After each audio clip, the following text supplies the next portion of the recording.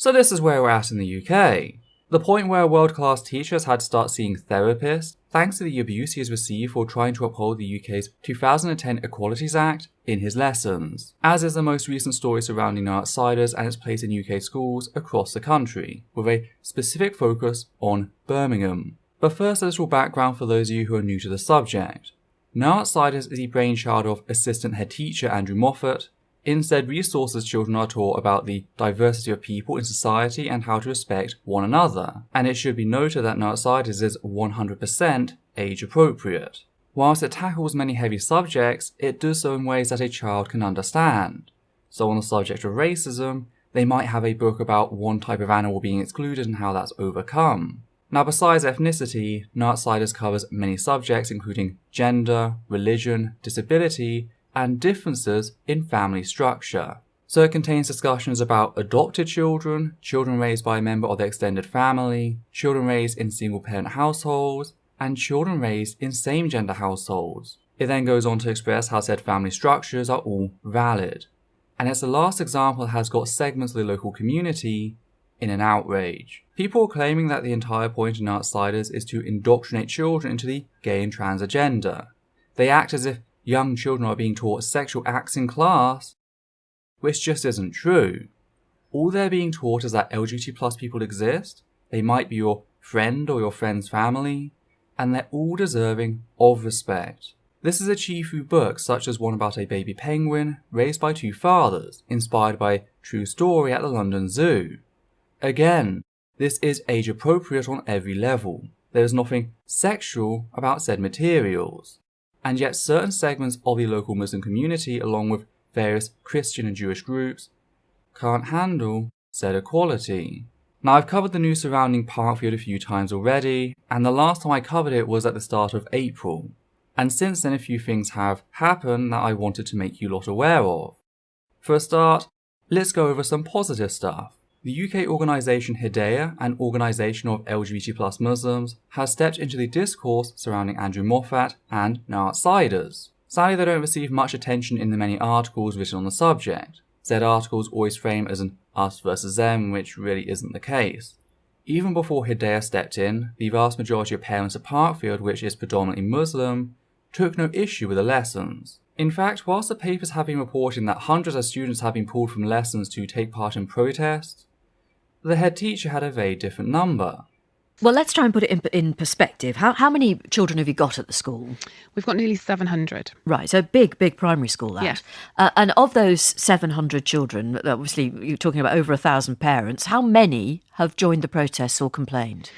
The protests were led by somebody who doesn't have any children, and he was supported by a parent who has children at a different school. So that was interesting. So it's a bit difficult to tell how many were our parents and how many weren't. Our parents, when we were out there, seemed about 10 or 20 at most. I see. So actually, most people haven't joined the protest. Absolutely. All of this should be kept in mind since the media has the tendency to portray this as Islam clashes with British values, which is absurd when we acknowledge a few things. Many of the Muslims involved on both sides of this are British. Therefore, to view this as a clash with British values is simply xenophobic. Then there's also the simple fact that a number of white Christians and Jews have also travelled from all around the country to join in with said protest. This is not Islam versus British values. Britain still has a long way to go on the subject of LGBT+ equality. Framing LGBT+ acceptance as a British value is not only xenophobic, it actively harms the LGBT+ community in giving homegrown bigotry and even systemic oppression a pass. To add to that, Andrew Moffat and LGBT+ Muslims led the Birmingham Pride Parade on the 25th of May. Standing beside Moffat was Seema Razak, who was the co-founder of Hidayah, and Kakan Qureshi, who has spoken in support of Moffat on multiple occasions. So as we can see, many Muslim parents who understand the entirety of the No Outsider program do not take issue with what's being taught, and there are many LGBT+ Muslims taking a stand against the corrosive nature of the protest. And to them, I just wanted to say, thank you. We see you and we will not abandon you. Now, speaking of the corrosive nature of said protest, I guess it's time for us to move on, starting with a Tory response to what is happening. Esther McVey is a Tory MP who is currently planning to run for Prime Minister now that Theresa May has stepped down. and she has some personal words to give on what is currently happening in Birmingham surrounding the whole Nutsiders ordeal. And I'm not gonna lie, it isn't pretty. I believe parents know best for their children. And whilst they're still children, and you're talking there in primary schools, then really the parents need to have the final say in what they want their children to know. But this is the result, though. This is what the government has said. This is coming into force next year as mandatory, across schools. Yet when it's left in the hands of parents and the local authorities, this is the result. You have protests outside a primary school in Birmingham for days, weeks on end. Why is the government letting it get to this stage? Surely it's the job of government to step in here because it has been their policy. Look, people shouldn't be protesting outside primary schools. That's young children going into school there. Everybody has to be a little bit more adult, a little bit more grown up in what they do outside of primary school. By stepping in and taking a stand on this and being very clear rather than just leaving it up to the interpretation of schools. Right, so I'm being very clear. The final say is with the parents. And if parents want to take their young children, that's the primary school children, out of certain forms of sex education, relationship education, then that is down to them. OK.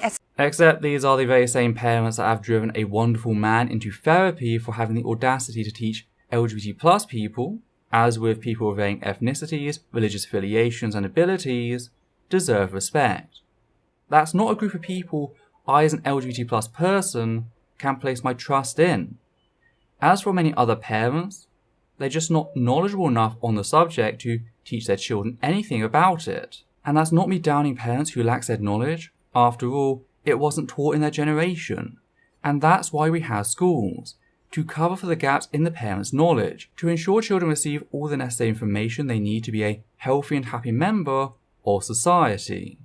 That includes making them aware of certain demographics they will coexist with. Also, to label said resources sex and relationship education is somewhat misleading since it in no way explores and educates a child on the potential future in said relationships. It's best described as a citizenship class built around conveying the 2010 Equalities Act in an age-appropriate fashion. And whilst relationships are part of that, they're not the focus and it's not taught in the sense of, and if you're in a relationship, here's what you should do. There's been a rather dishonest attempt carried out by people such as McVey to frame this as sex and relationship education in the sense of what many people think of, when it's really not. There are no condoms of any kind going on bananas here. Fact is, McVey went on Loose Women to clarify some of her statements. And to say it didn't go well would be a drastic understatement. Well, I think they've been taken completely out of context. I wasn't talking about what should be taught in sex and relationship education, and I embrace people being taught about LGBT. That wasn't it. The question was what was age appropriate for very young children. That was 4 and 5-year-olds. So I said, I believe who should decide what is age appropriate for primary school kids, 4 and 5-year-olds, is the parents. And all I will say, this shouldn't be controversial. If the parent of a 4 or 5-year-old said, I do not want my child to have any knowledge of same-sex relationships, in an appropriate form, but I don't want them to have any knowledge of same-sex relationships, you would support the parent in that? But that wasn't the question. No, but can I ask you that now, just to clarify? If a parent says, for my child, who's only 4, I think the sex and relationship education isn't right, because you know what, they're not really 4, they're only like 3. Thank you, people agree with this, then that's not the right time. But again, it's about what's age appropriate, exactly. Isn't it, surely? I mean, I just think that with children, you have to get in very early and just float things in as normality, not particularly, make it right. Now we're going to talk about it. That's all it is, isn't it? It's just teaching children to be tolerant and to say that everybody can fall in love. And I totally agree with that. I totally agree with that. But then that would be happening, the parents would choose when that is. So that's all I'm saying. It is about, different people will know. You know that some parents are bigoted, or some parents have their own take on things that we might not think when we're more liberally minded. And what you're doing is a kind of allowing them to carry that on with their children, and the system never being able to break that cycle of intolerance. Well, you know... Congrats to the host in really nailing McVey on a dishonesty here.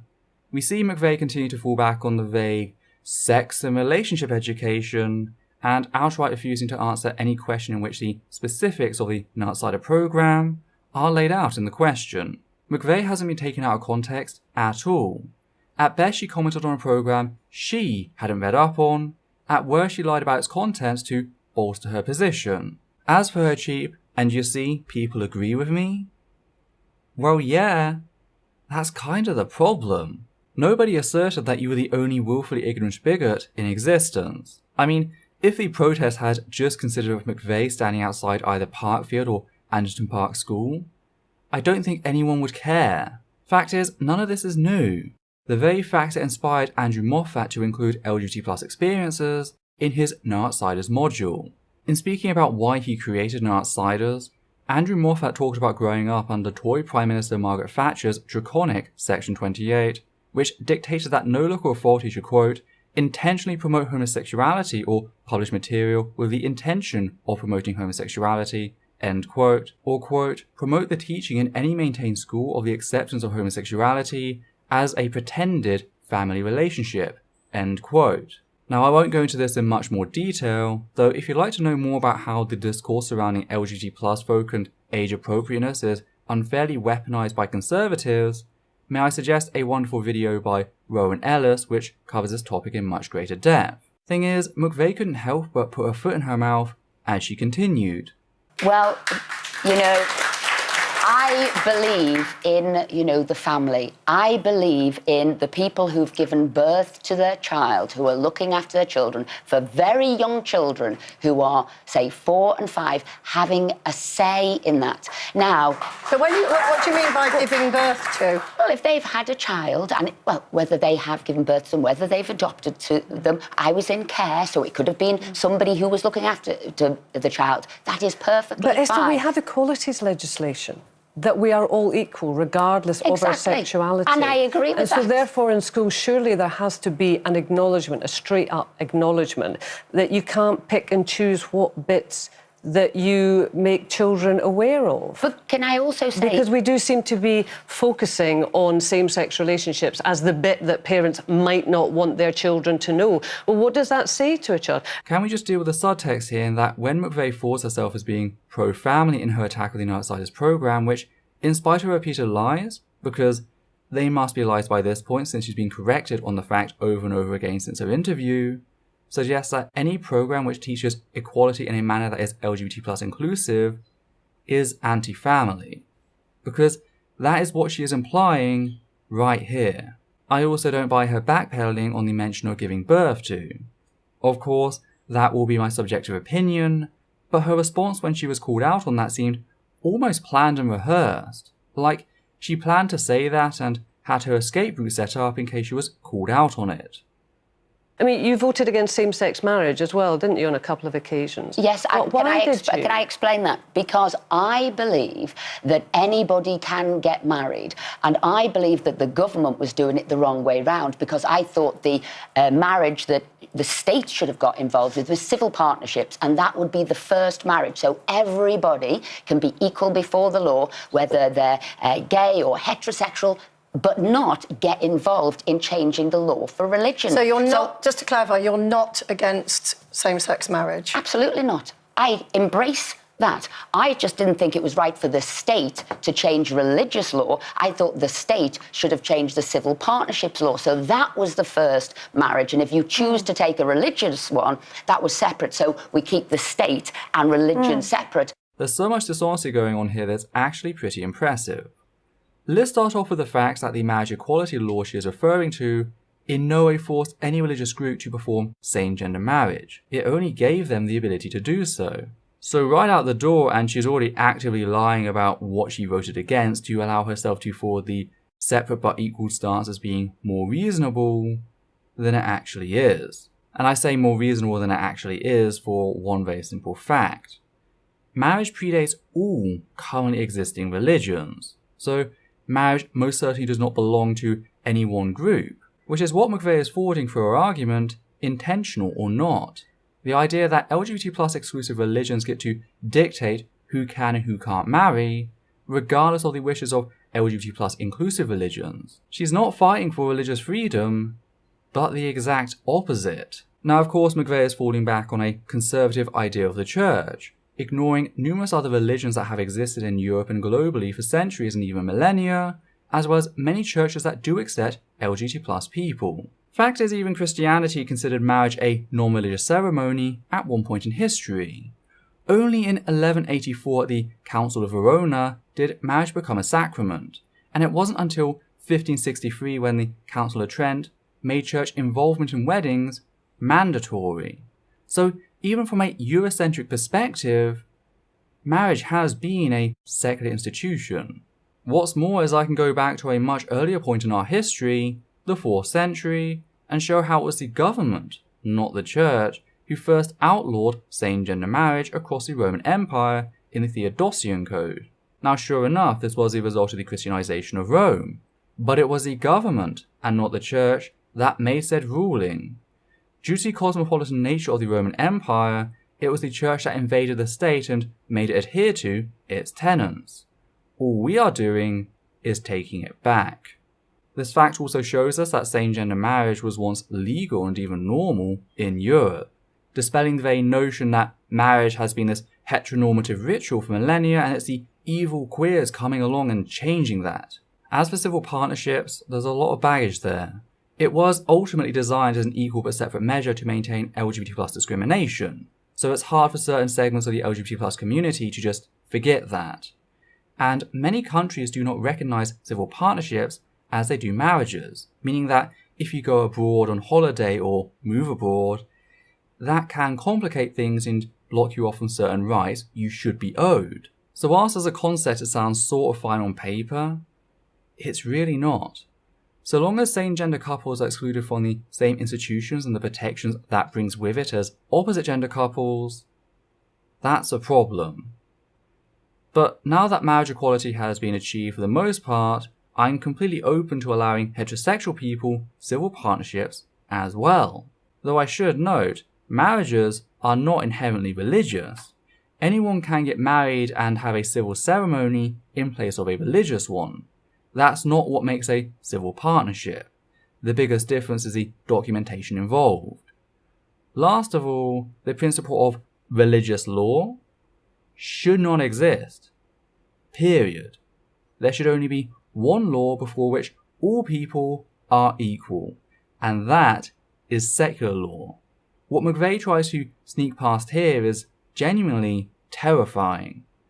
But I embrace this, so this is not a question about LGBT. This was purely about relationships and sex education for very young kids. Who has that say? I think it should be the parents. And by the way, this should be non-controversial because the previous Minister, Secretary of State, who was Justine Greening, she presided over that. Labour has presided over this. This has always been the law, because I would look at it the other way. Why would I put a teacher in a position having to choose what was age appropriate? I think it's better that the family are choosing what is age appropriate for their child. Absolutely. You know, we have age appropriate sex and relationship education. We're not going to be teaching very young children about the birds and the bees. I mean, teachers, I think we can trust them to be responsible. I think what people have an issue with here is there seems to be a distinction between same-sex relationships and heterosexual relationships, and we're making a distinction between them. And while it might be acceptable to have heterosexual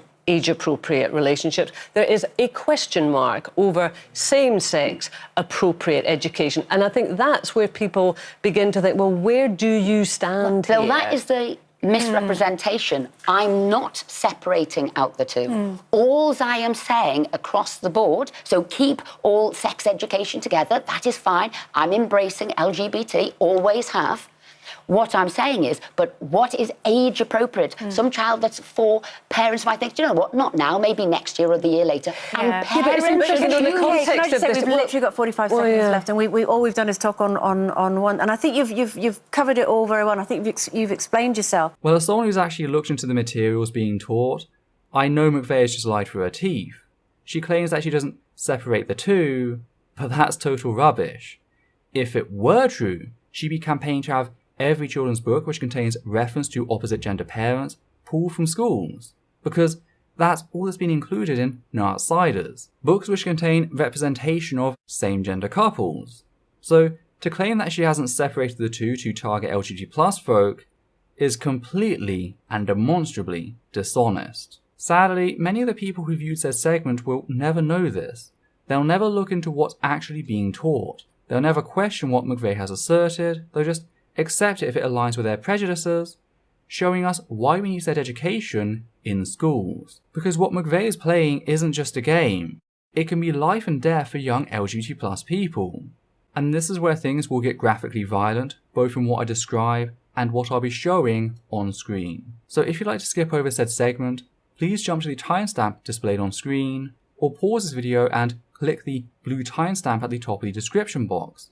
I don't want to cause anyone any unnecessary grief, but this is something that needs to be discussed. Just dealing with trans people, in the short space of slightly more than a month, I covered 3 stories pertaining to serious physical assault of transgender children.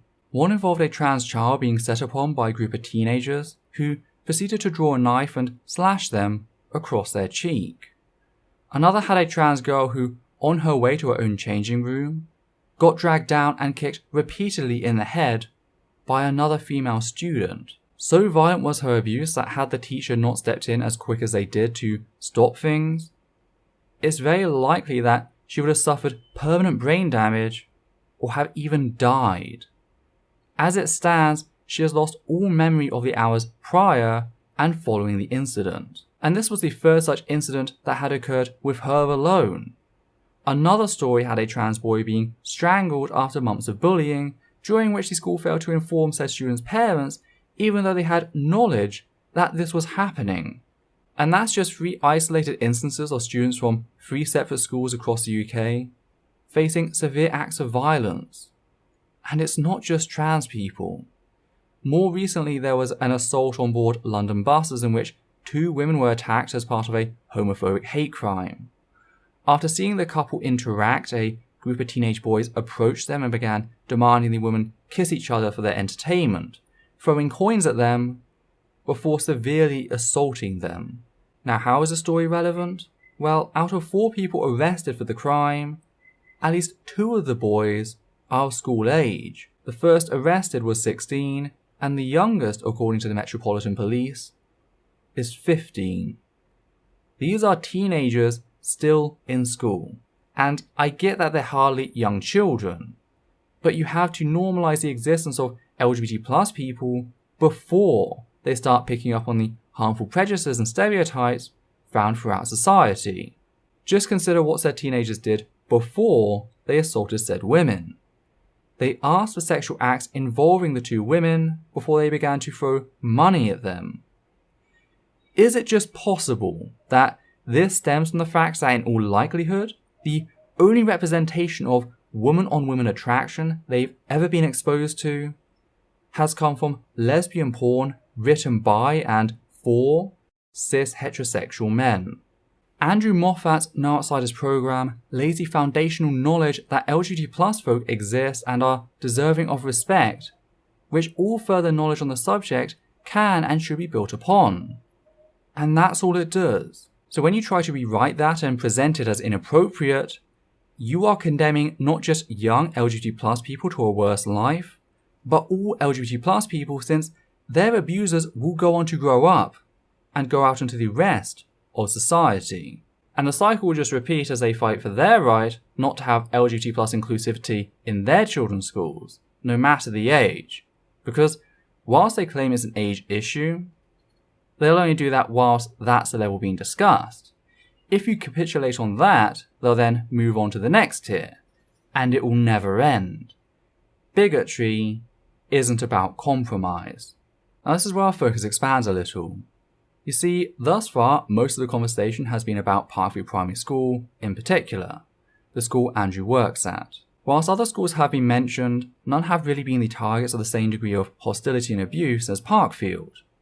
But at the time of my last video on the subject, that had begun to change as a second school, Anderton Park Primary School, entered the fray, and the results haven't been pretty. In the same fashion as to what we saw with Parkfield and the teachers there, Anderton Park Primary School head teacher Hewitt Clarkson has been receiving threats by phone and by email, many of which are credible enough that they're being investigated by the police. Which brings us back to the fact that Andrew Moffat has had to seek therapy over what has occurred. That's the extreme nature of these sorts of abuse being targeted at people attempting to uphold the law in their schools. And at Anderton, it's not just the teachers who have been targeted. One evening, a group of people turned up at the school to put up supportive messages such as "Love is love" in support of the school's equality programs. They didn't chant, they didn't use megaphones, they just left their messages for the school. However, upon going to leave, they were approached by an angry mob of local protesters who began threatening them and later pelted them with 30 to 40 eggs, simply for laying down messages of support for the teachers and the LGBT+ community. Now the issue became such that in the end, the court put a temporary exclusion zone around the school until the 10th of June, an order which has since been extended.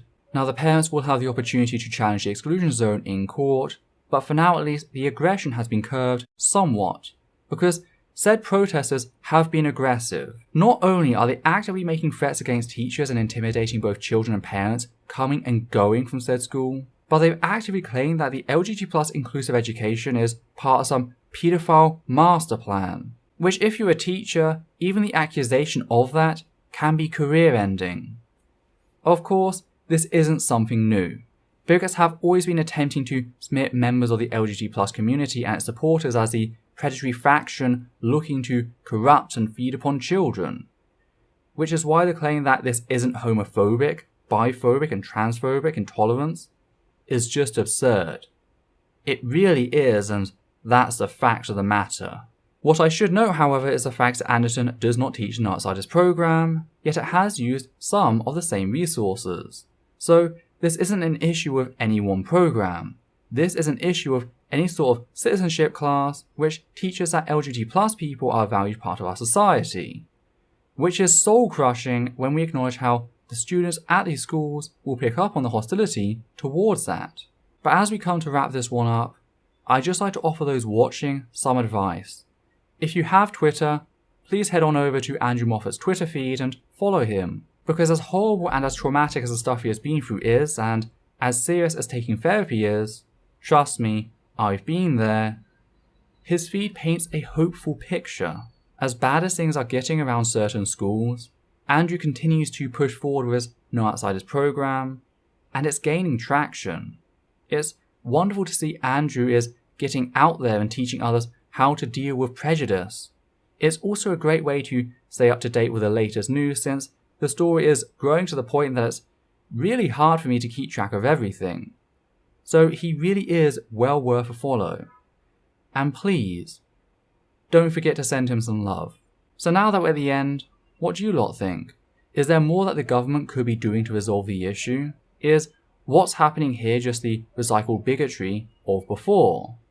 Why do the people opposing No Outsiders and LGBT+ inclusion refuse to discuss what's actually being taught, instead choosing to talk about what they imagine is being taught?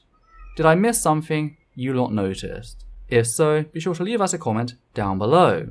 As always, please check out our other videos. You can also support us on support by Patreon, and in doing so help us reach our goal of becoming ad-free. We'd just like to say a big thank you to everyone who's already given to the channel, giving a special thanks to the following people: Hannah Banghart, Matthew Kovac, Brad R, McGay, Amit Devojny, Muriel Ziebenstreift, John Schoenrock, Daniel Martinez, Roy McCallan, Zan Braxton, Ian Heimber, Alexander Williams, Atlas5, and Jennifer Hiller.